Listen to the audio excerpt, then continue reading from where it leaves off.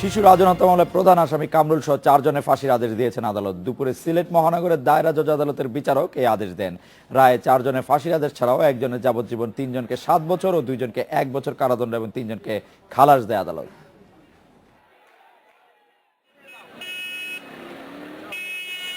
সিলেটের চাঞ্চল্যকর শিশু রাজন হত্যা মামলার মূল আসামি কামরুল সহ গ্রেপ্তার 11 জনকে কড়া নিরাপত্তায় আদালতে হাজির করা হয় বেলা 11:30টায়।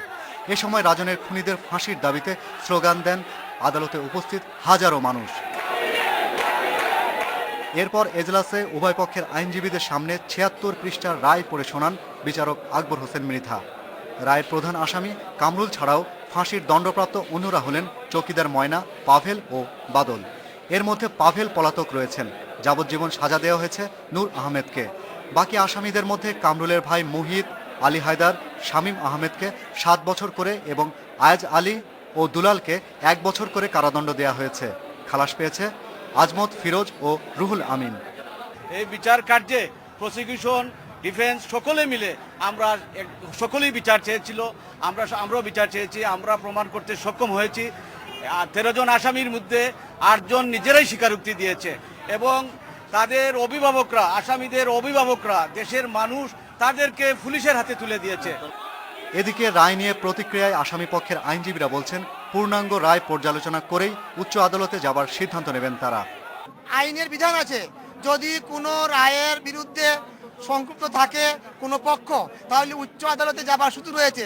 সে কারণেই সম্পূর্ণ রায় আমরা পাওয়ার পর আসামি পক্ষ চিন্তা করবে উচ্চ আদালতে যাবে কি যাবে না। আমরা আশাবাদী উচ্চ আদালতে আমরা যাব। রায় সন্তোষ প্রকাশ করেছেন রাজনের বাবা ও মা, তবে দ্রুত রায় কার্যকরের দাবি জানিয়েছেন তারা। আজকের রায়ে আমি সন্তুষ্ট, কিন্তু রায় কার্যকর হওয়া পর্যন্ত আমি তেমন নাকি আমি আমার বাচ্চার আত্মায় শান্তি পাবে। গত 8 জুলাই শিশু রাজন হত্যাকাণ্ডের পর 22 সেপ্টেম্বর অভিযোগ গঠনের মধ্য দিয়ে শুরু হয় এ মামলার বিচার কাজ। Shahriar, Anirban, independent news, Sylhet. খুলনার চাঞ্চল্যকর রাকিব হত্যা মামলায় আসামি মিন্টু ও শরীফকে ফাঁসির দণ্ড দিয়েছে আদালত। অপর আসামি বিউটি বেগমকে বেকসুর খালাস দেওয়া হয়েছে। এতে বাদীপক্ষের আইনজীবী সন্তোষ জানালেও বিউটি বেগমকে খালাস দেয় নাখোশ রাকিবের পরিবার ও এলাকাবাসী। হত্যার 95 দিনের মাথায় এই রায় দিল খুলনা মহানগর দায়রা জজ আদালত।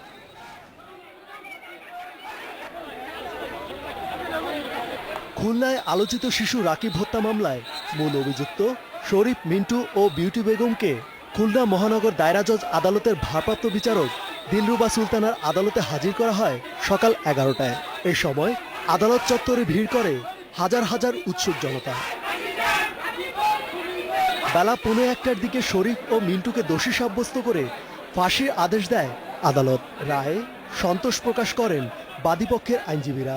তারা বলেন, দ্রুততম সময় এই রায় একটি ইতিবাচক দৃষ্টান্ত। আমাদের সাক্ষী, আমাদের যুক্তিতর্ক, আমাদের সকল কিছু পরীক্ষা নিরীক্ষা করে আজকে আদালত একটু আগেই আপনারা জানেন এই মামলা রায় ঘোষণা করলেন, যে রায়ে 302 পেনাল কোডের এবং 34 ধারায় সন্দেহভাবে প্রমাণিত হয় 2 জন আসামিকে মৃত্যুদণ্ডে দণ্ডিত করলেন। তবে রায়ে অসন্তোষ প্রকাশ করে উচ্চ আদালতে যাওয়ার কথা জানায় আসামি পক্ষের আইনজীবী। এটা আবেগতাড়িত রায় হয়েছে। যদি সাক্ষ্য প্রমাণের উপর ভিত্তি করে রায় হতো তাহলে সকলেই খালাস হতো। অবশ্যই উচ্চ আদালতে যাওয়া হবে, ওখানে দেখবে উচ্চ আদালত যে এভিডেন্স কি আসছে আর রায় কি হয়েছে।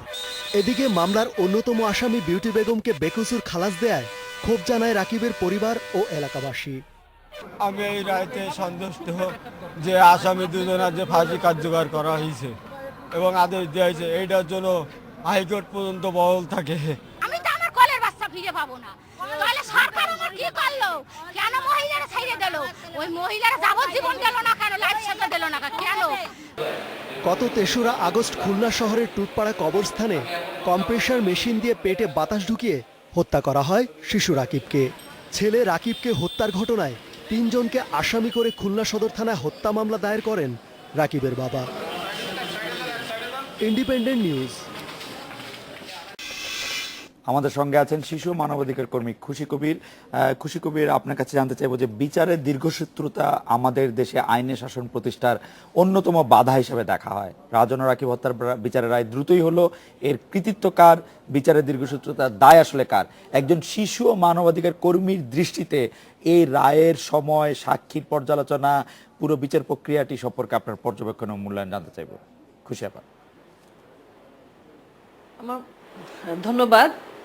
আমার মনে হয় যে এটা একটা আমাদের জন্য একটা দিক নির্দেশনা, একটা নতুন একটা অধ্যায় নিয়ে আসা হয়েছে যে এত জঘন্যতম যে হত্যা করা হয়েছে দুই শিশুর ব্যাপারে। রাকিবের ব্যাপারে তো যতবারই শুনি বা পড়ি আমাদের তো গা শিওরে ওঠে। রাজনের ব্যাপারে তো আমরা ইউটিউবটা দেখেইছি, সেটা দেখা মতোই না। সেখানে এই যে সবার চাপ, আমার মনে হয় দেশের সর্বস্তরের জনগণের যে ক্ষোভ, যে চাপ সৃষ্টি হয়েছিল, সেটার সাথে আমি বলবো যে সংবাদ মাধ্যম, আমাদের মিডিয়া সব, এটা সব মানে প্রিন্ট মিডিয়া হোক, এটা মিডিয়া হোক, আমাদের টিভি আর অন্য রেডিও মিডিয়া হোক, আর সোশ্যাল মিডিয়া যেটা বলা হচ্ছে, যে ধরনের চাপ প্রত্যেকের জায়গায় এত চাপ সৃষ্টি হয়েছে, এই পাবলিক সেন্টিমেন্ট কিন্তু এইটার জন্যই কিন্তু অনেকটা আমি বলবো যে আমাদের সরকারও এখানে একটা ভূমিকা নিয়েছে। যেরকম সাথে সাথে আমাদের প্রতিমন্ত্রী চলে গেছিলেন সৌদি আরবে, সেখানে মানে আসামিকে ধরার ব্যাপারে এবং সেটা ব্যবস্থা নেওয়া, যে তাকে এমবেসির সাথে অধীনে রাখা, তারপরে তাকে এখানে ফিরিয়ে নিয়ে আসা, এবং চার্জশিট করার পরে এটা যে দ্রুত যে বিচারের ব্যবস্থা করা হয়েছে, সেটা আমাদের জন্য একটা ইতিবাচক একটা মাইল ফলক একটা দিক নিয়ে আসছে।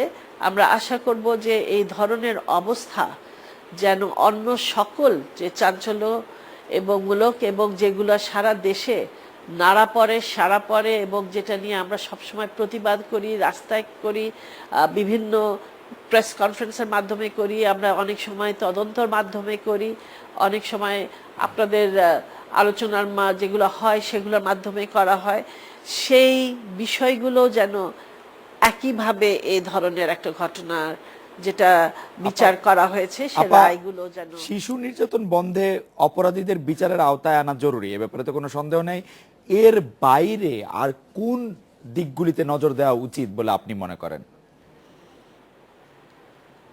আমি তো একটা মনে করি খুবই জরুরি হচ্ছে যে নারীর উপর যে নির্যাতন, নিপীড়ন যেগুলো চলছে, যেটা আবার আর একটা খুবই বহু আলোচিত হচ্ছে যে পহেলা বৈশাখে নারীদের উপর যে বস্ত্রহরণের যে চেষ্টা করা হয়েছিল, এবং ভিডিও ফুটেজগুলো আছে সিসিটিভি ক্যামেরাতে, কারা কি করেছে সেগুলোর ছবিগুলো আছে।